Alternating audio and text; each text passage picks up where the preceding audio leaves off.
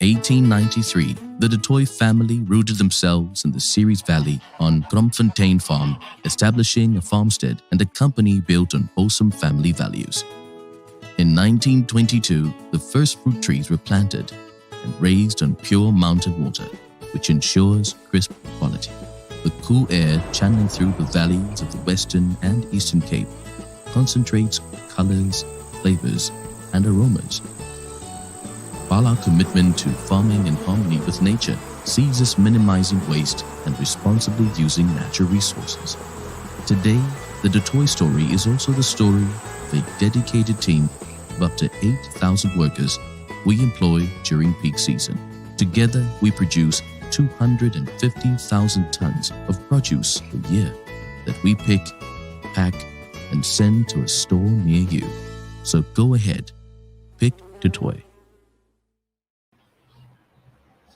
Hello, everybody. Welcome to today's special edition, Jeff Ed, and everything about apples today. So loads of interesting info coming your way. We're going to freshen up what sometimes has become something that we maybe take for granted. Learn a little bit about flavor and nutrition, how to use apples a little bit more in the kitchen. And we're lucky enough to be joined by Gijsbert du Toit from du Toit Apples. Gijsbert, thanks very much for joining us. How are you doing today?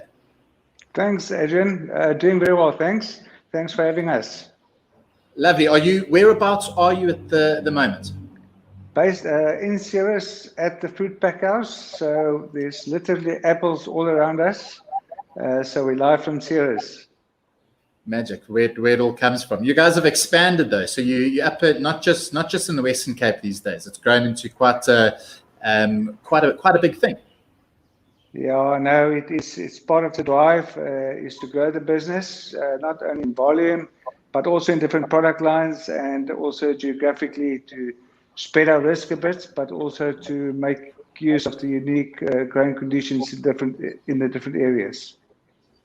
That's a sort of first point, something that I'd thought of kind of coming into this. Are different apples suited to different parts of the country, climate, soil-wise? There's sort of different things that you take into account with where you grow them? Yeah, most certainly. It's actually quite limited.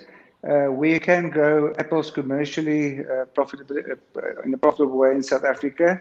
So the Western Cape is probably 70% of all the apple production and probably about 25% in the Eastern Cape, the Langkloof region, and about 5% in the Free State. So it's pretty much located in the two main production areas. And that's because of the high chill requirements that you need to produce apples successfully.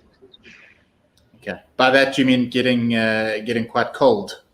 Yeah, you need enough winter cold.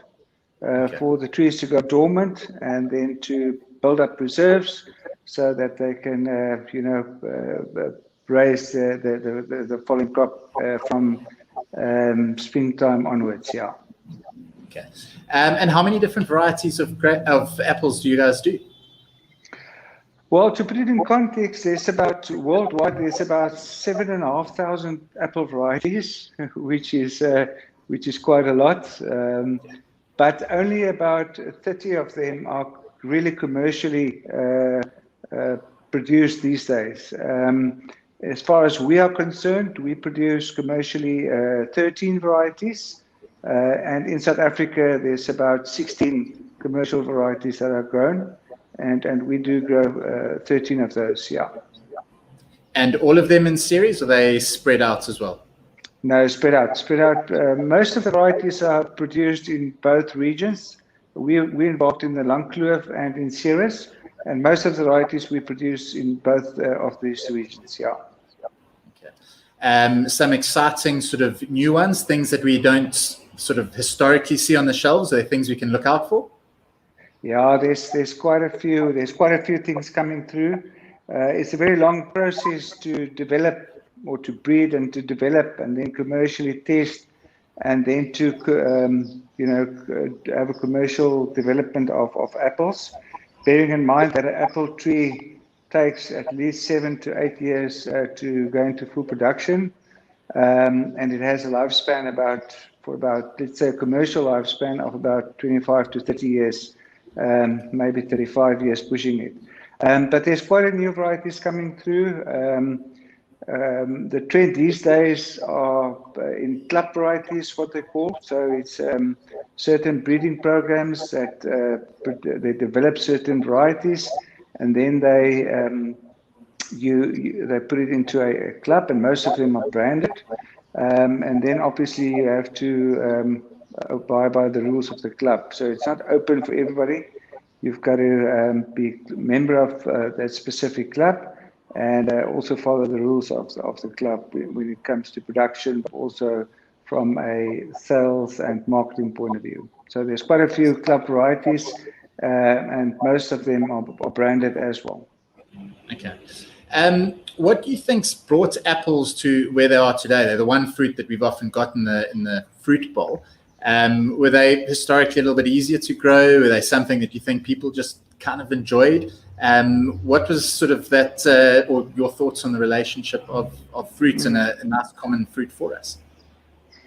Yeah, well, again, apples was about 2,500 years ago. The Romans actually produced the first apples. At that time, there was about 6 varieties which they developed.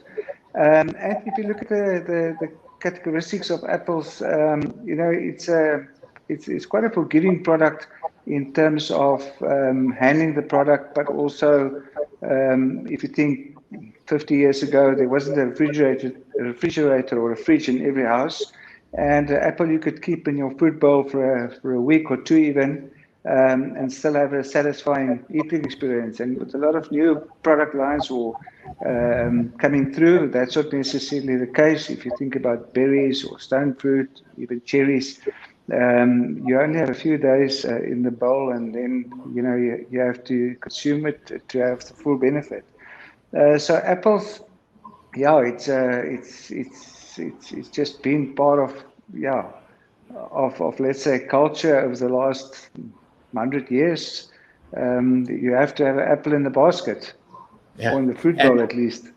I guess the saying of an apple a day helped a lot of it as well. We understand that there's some health benefits to them. Obviously, fruit and veg forming the basis of any diet is going to be a good one. Do you want to speak to some of the values of apples and the health side of it? Yeah, I think the 3 or 4 things that stands out is that apples is fat-free, it's sodium-free, it's cholesterol-free, and it's also high in fiber. So on average, one apple has about 5 grams of fiber. So I think if you tick those 4 boxes or 5 boxes, then you covered quite a bit of ground from a nutritional point of view.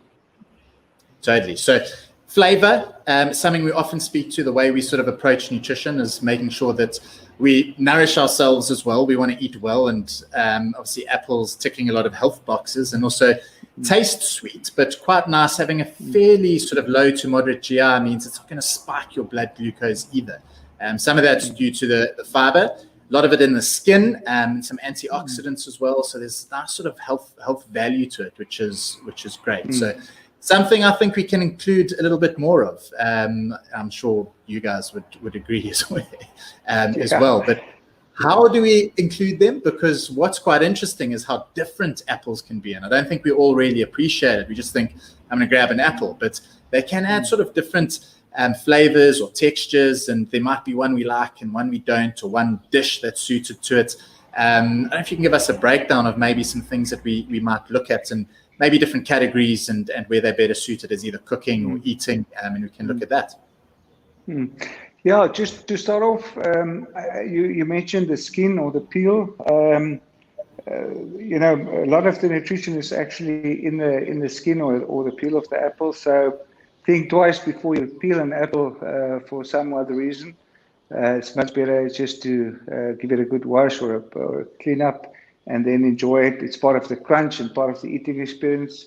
So the skin is part and parcel of the apple, and it should be consumed in that way. From a eating experience, you know, that's, I think, the one thing or a great thing about apples is because you have so many varieties, There's basically an apple to suit every taste preference. Typically in South Africa, or you can narrow it down to the southern part of Africa. We tend to enjoy more the sweeter taste.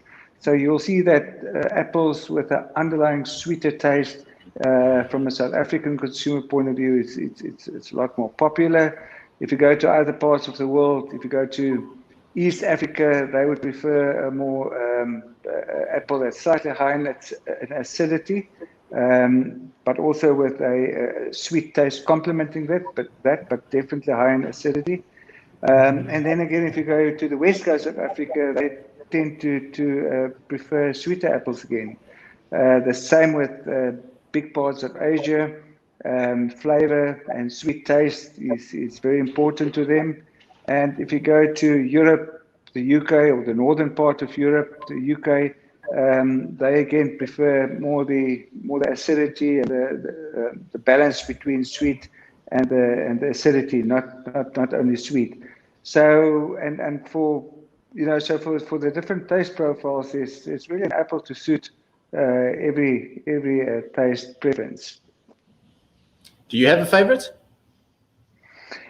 I personally like a balanced one, one that you probably haven't seen, and which is not freely available in South Africa. It's called Opal. It looks like a very old golden delicious. It's yellow, intense yellow, but it's got a fantastic flavor and a fantastic aroma. And then I think second to that will most probably be one of the newer varieties coming through, which is a club variety called Envy, which is a fantastic eating apple. And from this year, this season, we've done the first small commercial volumes locally, but it's a variety that will definitely grow in terms of availability, and I'm sure it will have a very good following in South Africa, as it tends to be a bit more sweeter. And then from a club variety point of view and brand point of view, I think the one that's probably the most well known is Pink Lady, which is actually not the variety name. It's the brand Pink Lady. The variety is actually Crips Pink or Lady in Red, which is a newer strain of Crips Pink, but it's branded as a Pink Lady, and it's got a beautiful appearance and a good mild, slightly acidity eating experience, but in its own right, a very good apple. Okay. Are some apples better suited to using in the kitchen instead of just eating kind of fresh as a fruit? Yeah, traditionally, varieties like, take for instance, a very old traditional variety like Granny Smith. It's something that is used in the kitchen traditionally, whether it's for a salad or whether it's for apple pie or a apple strudel with custard. That's a very traditional variety that are used for that. So I would say apples that are used for cooking or baking probably tend to be the ones that slightly lower in sugar taste or in sweetness. And then I think the other one that I can also point out is again Opal. I think the unique thing about Opal is the fact that it doesn't oxidize quickly when you cut it. You can leave it in a fruit bowl or in a salad for a day, and it won't oxidize and give you that like brown look. Then I think for things like smoothies or health drinks, again, I think the sweeter varieties tends more to be suitable for that segment of the consumption. Yeah. Okay. Now, the sweetness, does that directly relate to the amount of sugar that is in the apple? We measure the sweetness in TSS, so that's the sugar context. So it's not necessarily just if the Brix is, for instance, 14 or 15 or 16, that the apple tastes sweet. It's a combination between the flavor and the sugar context, or as we call it in technical terms, the bricks of the fruit. So it's measured very accurately, and it's not the only thing you look at. So there's a bit of a correlation, but it's not everything. The aroma and everything is part of the sweet taste that comes through. So the flavors add to that. And often, one of the myths we see on the nutritional side is people think because something tastes sweet, its sugar must be that much higher than something that maybe doesn't. So because there's so many different things that interplay with that, it can be kind of misread a little bit. In terms of apples, where do we find all these different varieties? We don't often maybe look out for different things. We just think I'm going to pop down to the shop and get some apples. But are they quite widely available in different options? Yeah, South Africa is quite unique in that regard, in the sense that we hardly import any apples. So apples is a seasonal product. So typically in our summer, we would the southern hemisphere would harvest and produce and pack and sell fruit, but then in our winter, the northern summer, they would actually then produce and pack and market a big part of their fruit. So it's counter season, and therefore we export probably 60% of the apples we produce. We export across the globe. Well over, if I remember correctly, the last time I've looked, it was about 56 countries that we export fruit to. But South Africa, because of bilateral trade agreements and phytosanitary restrictions and so on, we don't import hardly any apples into South Africa. So it's all, I think 99.9% is locally grown. And so we've got on the one hand, the opportunity, but on the other hand, also the responsibility to supply our main customers with 12 months of apples. So I think it's hard to think that you will go into a retail outlet and you don't have any apples on the shelves. Apples in all the retail businesses that I know plays a very, very important part of their basket. And we supply for 12 months apples to all the major retail outlets in South Africa, of which Pick n Pay, who we currently run a two-way apple campaign with. They're an important part of our customer base, but we also supply other retail. And as I said, our challenge is to supply them for 12 months with a good mix of varieties, and obviously with the right quality that adheres to their standards, but also to our own standards that we set. So yes, it's a 12-month business, and we supply the market for 12 months. Okay. It makes me quite proud to hear that we don't import any of them, and what we're eating is locally produced, which is proudly South African. Yeah, exactly. It's amazing. One of the things, picking up some fruit on the shelf and seeing where it's come from, when it's Israel or Spain or something, it always kind of kicks me in the guts a little bit. I much prefer buying some local. So great things that apples are that. And you mentioned seasonality. So not all of our fruit is available all year round, but apples is. Obviously, you're going to get different varieties at different times of the year, though. Am I right? Yes. Some varieties naturally have a better storage ability than others, so we can store them for longer. Other varieties just don't have, from a genetic point of view, they just don't have the legs to store as long as others. And also, you must remember the first varieties that we start harvesting, let's say it's a variety called Panorama Goldens, or just after that it's a variety called Royal Gala, that we will start harvesting the early part of Feb. And the last varieties we will only start harvesting towards the end of April, beginning of May, depending on the season. So it's basically be a 3-4 month harvesting period. So that also plays a role in how long you can store which varieties. Okay. So the variety that you normally harvest first, you will finish packing and marketing sooner than the varieties that you pick later. And how typically, I mean, it's obviously going to vary a little bit, but what's the journey of an apple from the tree to my fruit basket? How many steps does it go through before I actually see it? Cool. Okay. So typically, most of the varieties, you would go and make a selection pick. So you will pick a certain orchard, especially when it comes to bicolors. Bicolors is varieties like Royal Gala or Pink Lady or Fuji or Brabant. You will go into the orchard and pick it several times based on maturity and color development and so on. So some varieties you can even go to the same orchard back again and pick up to 4 or 5 times or 5, 6 times even, depending on the season. So you would go in, pick at the right maturity, which is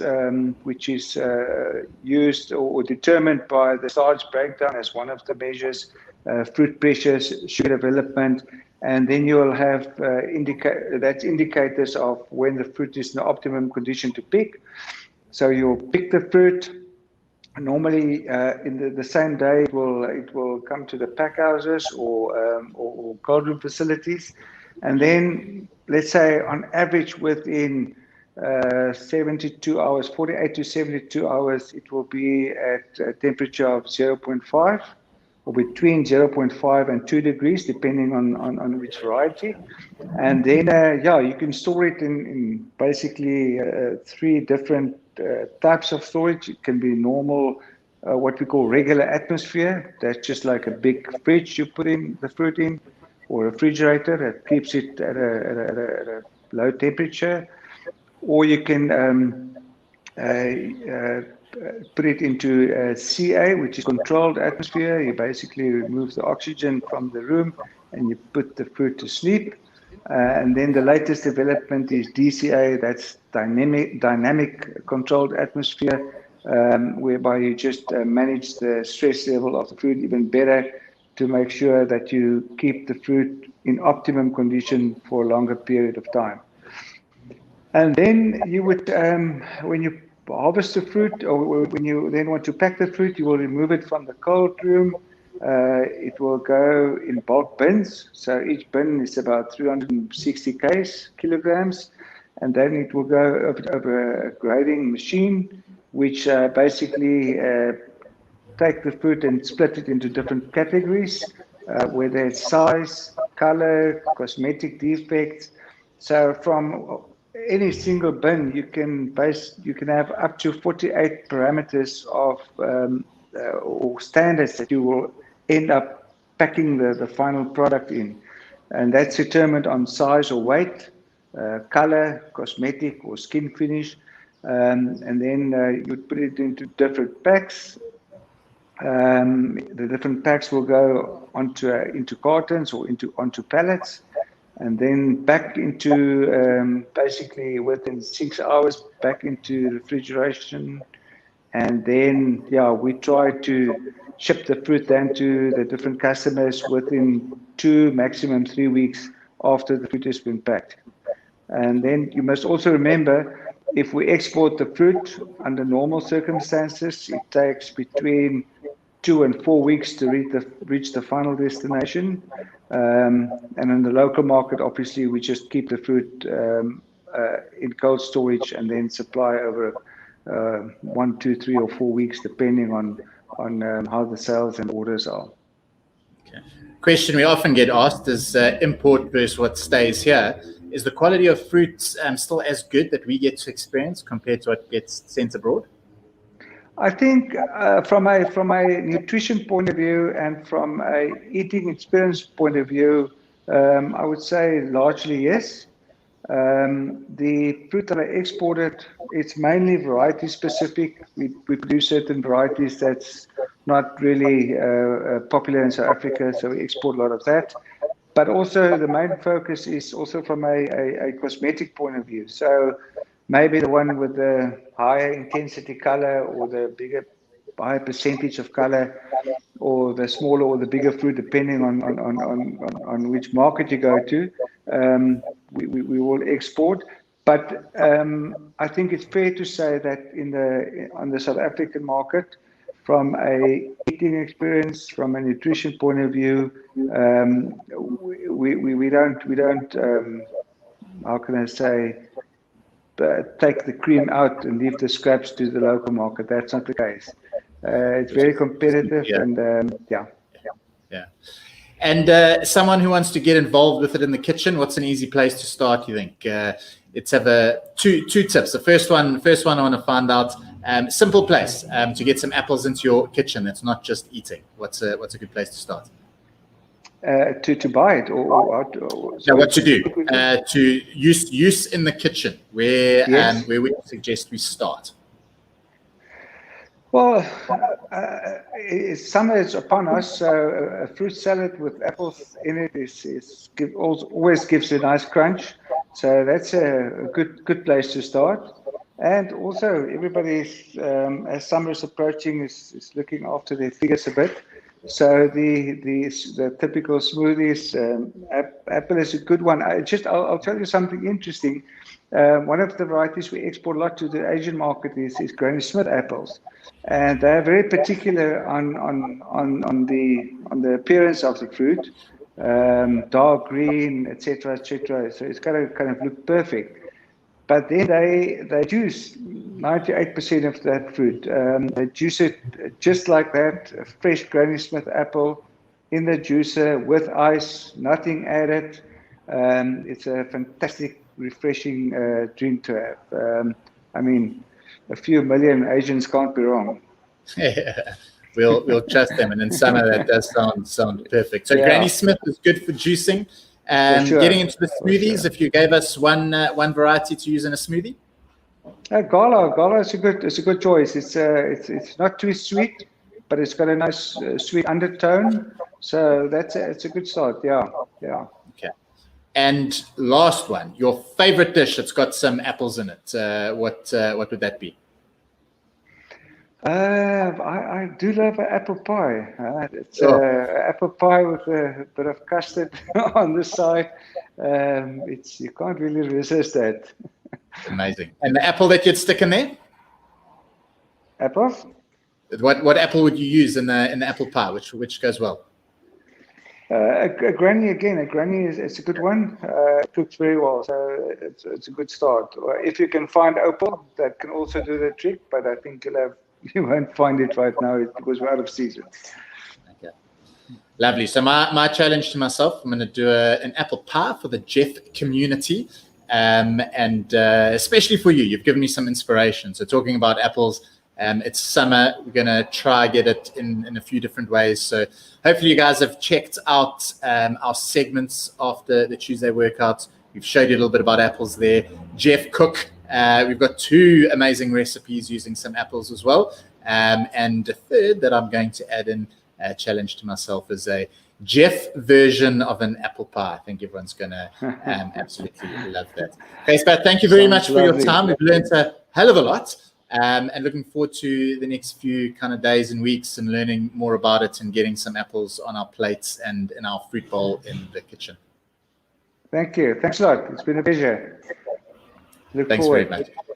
Guys, go check everything out. If you want some more information, some cool stuff on their websites as well. A nice little video showing everything in action. An animation you can go check out. And in the app, go have a look at the recipes we've got up there. Join us for Jeff Cook. Myself and Tony have some lovely things going on. And we're all about apples for the next little while. Until next time, I'll see you guys. Cheers for now.